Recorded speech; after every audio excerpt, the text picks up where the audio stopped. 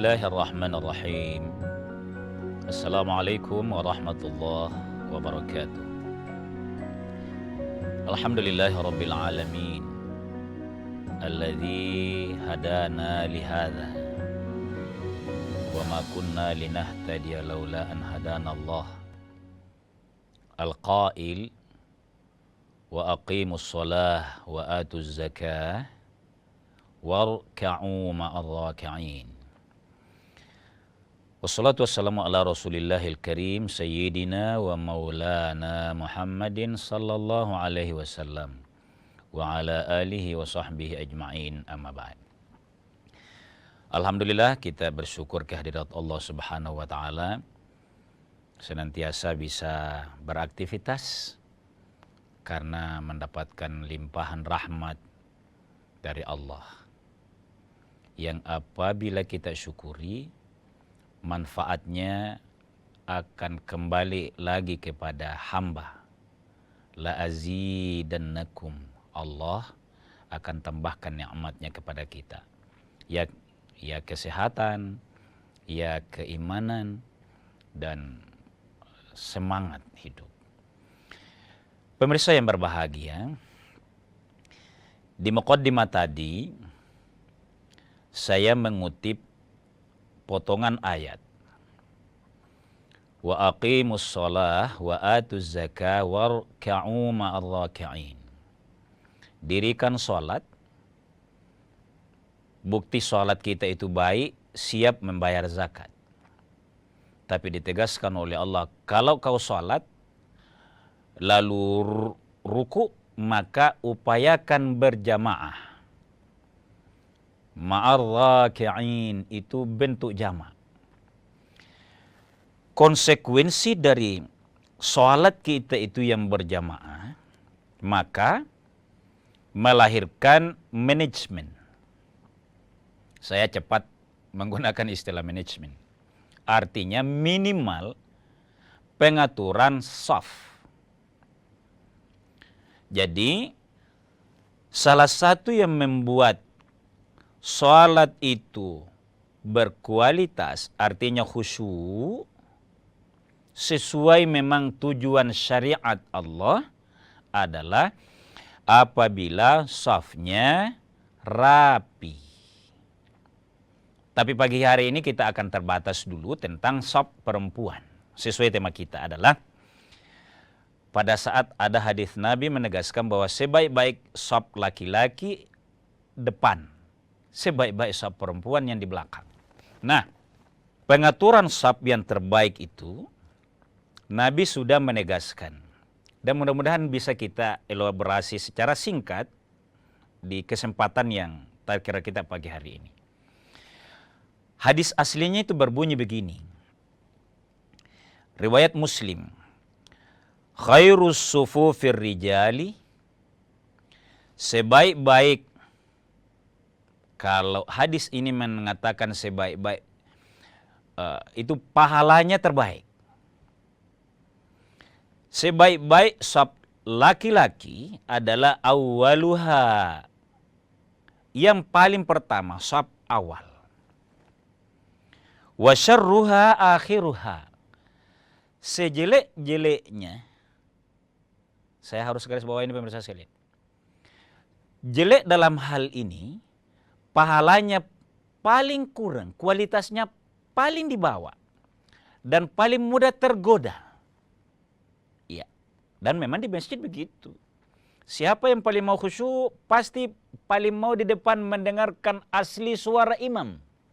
Tidak hanya lewat sound, karena niatnya mau khusyuk di depan dia. Maka sebaik-baik shaf laki-laki yang terdepan, dan paling, bahasa saya, paling kurang pahalanya, paling kurang afdalnya adalah yang paling belakang. Berikutnya, wa khairus sufufin nisa, sebaik-baik shaf perempuan akhiruha, yang paling di belakang. Wa syarruha awwaluha, paling di depan. Nah, pemirsa sekalian, izin kita terbatas menjelaskan ini sesuai ruang waktu kita pagi hari ini. Yang dimaksud sebaik-baik laki-laki itu di depan, dan sebaik-baik bagi perempuan di belakang. Lalu kebalikannya, sebaik-baik perempuan sapnya yang di depan.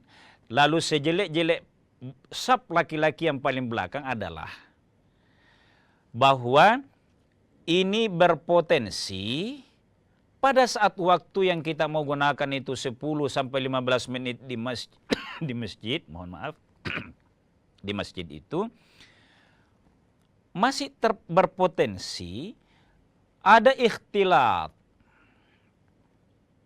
Boleh. Yuwaswisu. Salah satu godaan terhebat manusia itu kan bolak-baliknya hati, godaan-godaan syaitan. Laki-laki pemirsa sekalian, kalau dia di depan pasti dia tidak pikir di belakangnya. Tapi kalau di belakangnya justru perempuan, apalagi kalau ketemu di pintu tadi, lihat, perempuan ini. Sengaja saya putar itu. Boleh pikirannya macam-macam. Nah, ini yang menyebabkan berpotensi saling berdekatan itu selain fokus di depan, jadi itu ilatnya, itu sebabnya. Agar tidak terjadi ikhtilat. Tidak terjadi, waktu ke masjid kan tidak lama. Bahkan tidak terlalu dianjurkan tidur di masjid itu. Datang sholat, datang beribadah, jangan tidur lama-lama, keluar dari masjid, pergi kerja. Nah, waktu yang sudah singkat kita gunakan di masjid itu, jauhkan dia dari potensi ikhtilat.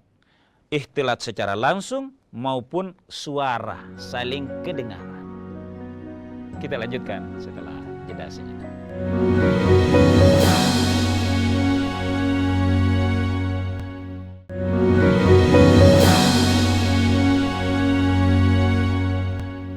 Pemirsa sekalian, kaum muslimin yang dimuliakan oleh Allah Subhanahu wa taala, jadi saya secara muqaddimah tadi itu menegaskan bahwa pengaturan shaf dalam sholatnya kaum muslimin itu sebenarnya manajemen.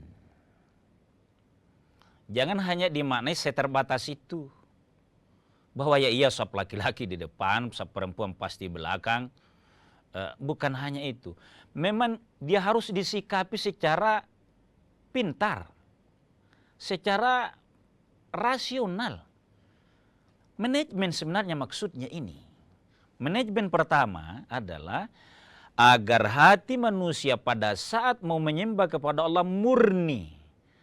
Laki-laki tidak mendengar suara perempuan, perempuan juga tidak mendengar suara ahem-ahemnya laki-laki. Kan boleh jadi. Ini sebelum sholat maksudnya, atau bahkan sholat. Nah, pemirsa sekalian, saya sedikit percepat. Bagaimana dengan kondisi kekinian di layanan-layanan publik yang alhamdulillah di Indonesia ini, hotel pun disiapkan sholat. Di supermarket disiapkan musola. Ini tadi ajaran Islam kan sebaik-baik shaf laki-laki di depan, sebaik-baik perempuan di belakang. Bagaimana cara pengaturannya? Maka, ayo saya mau baca dulu sedikit potongan dari penjelasan hadis ini dalam kitab Fathul Qarib. Saya kutip. Hadza laisa ala umumihi. Bahwa umumnya sebaik-baik shaf laki-laki di depan, sejelek-jeleknya di belakangnya, dan sebaik-baik shaf perempuan di belakang, sejelek-jeleknya yang di depannya. Laisa ala umumihi bal mahmulun ala mahtalata. Pertama itu dulu saya garis bawahi dalam kitab Fathul Qarib ini. Tidak boleh dekat-dekat dengan ikhtilat. Fa idza shallaita ma'ar rijali. Saya singkat saja. Apabila sholat bersama laki-laki, maka tetap di depan laki-laki, di belakang perempuan. Nah, masuk nih. Kadangkala, ini kan kalau di pelayanan publik, tidak satu waktu sholat. Karena kalau satu waktu sholat, sebaiknya perempuan tetap di belakang umumnya laki-laki. Ingat dulu ini, saya pertegas ini, kasih pelan ini. Kalau bersamaan sholat, imam, makmum laki-laki, maka cara pengaturan saf dari berbagai hadis Rasulullah SAW tetap perempuan di belakang. Kita bawa ke kekinian. Tapi kan layanan umum Ustaz, yang bukan memang untuk sholat khusus, tapi ini tempat belanja, tidak ada kepastian jam. Artinya begitu banyaknya pengunjung, banyak orang mau sholat. Agar tidak bercampur. Nah ini maksudnya nih. Disiapkanlah akses yang membedakan laki-laki dan perempuan. Nah, makanya biasa kita di mall, sejajar pembatasnya itu laki-laki dan perempuan. Ini tadi saya harus jelaskan itu. Karena antisipasinya tidak selalu sholat secara bersamaan satu waktu laki-laki dan perempuan, maka boleh seperti ini. Karena kelompok perempuan boleh jadi bersamaan temannya masuk. Laki-laki juga berkelompok boleh jadi tidak satu kelompok dengan perempuan tadi. Maka boleh dia berjamaah sesamanya perempuan. Maka boleh, lebih-lebih laki-laki berjamaah sejajar pembatasnya. Di tengah ada hijabnya. Itu tidak masalah. Makanya saya baca tadi ini. Karena yang dimaksud paling pas adalah praktek di zaman Nabi. Nabinya di depan, baru jamaah para sahabat. Baru ada perempuan di belakang. Sesuai perkembangan zaman kita sekarang, boleh. Karena tidak hanya sholat satu waktu. Dengan itu tadi, jangan bercampur akses masuknya. Kita berharap ya, ada Dewan Masjid di negeri kita ini. Dewan Masjid Indonesia. Ada Kementerian Agama. Ada Majelis Ulama. Ada Forum Kerukunan Umat Beragama. Itu merekomendasikan. Atau ada pemerintah daerah merekomendasikan kepada pemilik layanan-layanan publik agar ada tempat ibadah. Nah, kesempatan ini kita berharap sama yang Allah karuniakan memanage itu, pemilik hotel, pemilik mall, pemilik pelayanan umum. Kasih akses sholat yang tidak campur laki-laki masuk. Ayo sesama umat ya. Kan di mall-mall itu seringkali ada saran yang bagus. Ada kotak saran. Salah satu yang bisa disarankan, oh mall ini satu pintunya, satu tempat wudhunya. Mungkin bagus kalau disiapkan 2 pintu. Pintu yang khusus perempuan, karena kan perempuan kasihan. Dia mau wudhu terbuka, namanya berwudhu pasti dibuka pakaiannya. Dia tidak leluasa. Padahal yang banyak belanja itu kan perempuan. Nah, hukumnya secara hukum nih pemirsa sekalian adalah tidak masalah kalau pembatas yang tersedia di sebuah layanan umum, layanan publik itu sejajar begini. Yang jadi masalah, terutama keabsahan sholat, kalau misalnya satu keluarga, ada istrinya ikut, ada anaknya ikut, ada laki-laki ikut satu tempat dengan bapaknya, ada anak perempuannya ikut, sejajar kakinya, itu baru batal tuh. Yang namanya makmuman selama masih lebih di depan tumitnya imam dibanding, jadi tumit yang diukur, tumit, jangan-jangan panjang ini kakinya laki-laki, kalau yang diukur di depannya ujung jarinya, tumitnya di belakang, yang diukur adalah sahnya selama tumitnya masih terdepan daripada berdirinya laki-laki. Itu yang harus dipastikan. Jadi kasih kode kalau kondisi begini di tempat pelayanan umum. Pemirsa sekalian, kita lanjutkan setelah jeda sejenak.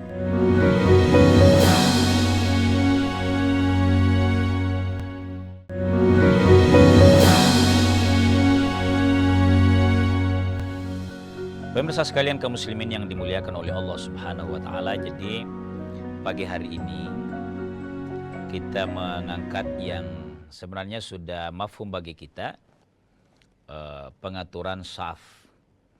Lebih kita elaborasi sedikit tentang yang memang konteks kekinian. Tapi izin, saya mau lanjutkan agar mudah kita pedomani dan mudah kita menerapkan dalam kehidupan ini. Dan tidak memperdebatkan hadis tadi. Jangan sampai ada yang bilang, begitu memang Islam, perempuan selalu dikasih belakang. Bukan. Justru ini penghormatan. Tapi kita bisa terjemahkan konteks kekinian kita lewat pengaturan tadi akses. Sekali lagi ya, kita sangat berharap Pemda menganjurkan yang begini-begini ini, agar ada seluruh bangunan itu jelas juga. Kan akses di Pabel sudah jelas. Akses di dalamnya juga kalau orang mau beribadah juga mestinya juga dikawal. Karena solehkanlah anak negeri ini termasuk apa yang menjadi kecenderungannya di sebuah tempat itu. Nah, saya mau lanjutkan apa penjelasan dalam kitab Fathul Qorib itu. Wal muradu bisyarris sufufi fir rijali wan nisa'i. Sesungguhnya yang dimaksud oleh hadis Nabi tadi, riwayat Muslim, ada penegasan bahwa saf terbaik laki-laki depan, saf terjeleknya di belakang, baru perempuan terdepannya paling jelek, di belakang paling afdal. Apa yang dimaksud itu? Bukan batalnya. Ini harus pemirsa sekalian dijelaskan. Dijelaskan dalam bahwa yang dimaksud itu adalah aqallu sawaban wa fadlan. Saya ulang ini agar menarik. Karena masih banyak generasi muda ya, kalau bukan dari agak tidak kurang rajin kajian begitu, terjelek langsung disilogismekan sebagai haram, apalagi batal. Bukan. Begitu bahasanya. Yang dimaksud adalah aqallu sawaban wa fadlan. Dia yang terbawa kualitas pahalanya dan keutamaannya. Disinilah pemirsa sekalian kita kembali bahwa ini pengaturan yang terbaik dalam beribadah kepada Allah Subhanahu wa taala. Salat pun diatur jarak antara laki-laki dan perempuan. Apa tujuannya? Salah satu Nabi kan pernah bersabda, setelah saya meninggalkan kalian nanti, wafatnya saya di akhir zaman, tidak ada fitnah. Nah, ini kalau kita bahasa daerah. Tidak ada fitnah yang paling mengganggu umatku itu kecuali fitnahnya hubungan laki-laki dan perempuan. Hatta fis sholati, sampai juga dalam proses sholat. Nah, itulah sebabnya pemirsa sekalian, seperti ini sering-sering kita review, sering-sering kita tadkirahkan, sering-sering kita perbaharui agar ini bisa melahirkan sikap terbaik dari kita semuanya. Kadangkala ya, kita singgah ke sebuah tempat pelayanan publik. Sudah satu pintunya. Harus kita yang membatasi diri, dalam artian perempuan yang mau sholat, kasihan, seringkali sadar sekali mau sholat di mana secara tepat waktu, tapi terhalang oleh ini, terpaksa dia bilang, wah, antriannya di kasir juga lama. Biarlah nanti saya sekalian sholat di rumah. Ingat, pulang ke rumah, misalnya ini waktu asar nih, antrian di kasir. Kalau belanja ini, macet di jalan. Itu hanya tertunda salatnya gara-gara ini tidak termanage dengan baik. Masalah pengaturan saf. Itulah sebabnya pemirsa sekalian, ayo kita maknai pengaturan saf ini secara 2 poin. Poin pertama, dia memang secara tekstual dari Nabi menegaskan pengaturan saf itu agar khusyuk kepada Allah. Warka'u ma'adh-dhaki'in. Ruku bersama orang-orang yang ruku berjamaah maksudnya, dan dia khusyuk seperti dalam surah Al-Mu'minun ayat 1 dan seterusnya. Makna yang kedua adalah bagi kita yang punya kesempatan mengelola, manajer kain tumai namanya, bahasa Makassar tuh. Atur akses ini secara baik. Mungkin karena saya muslim, meluangkan atau ada ruang-ruang khusus itu untuk salat ya secara leluasa, itu malah insya Allah mendatangkan berkah. Tidak merupakan sebuah kerugian, tidak diistilahkan mengambil tempat, karena bolehnya berjamaah laki-laki dan perempuan pada saat sholat. Hitung saja jamaah dari pengunjung kita, kalau itu sholat berjamaah secara baik, minimal tadi dipilah, maka itu cara kita sebagai pebisnis, pengusaha, pekerja, mengundang rahmat Allah Subhanahu wa Ta'ala. Itulah hebatnya Islam. Pengaturan saf saja harus dimaknai bukan tekstual, tapi melahirkan manajemen yang modern, yang canggih. Terbatas pemirsa sekalian kita menyampaikan tema ini, tapi mudah-mudahan ada manfaatnya.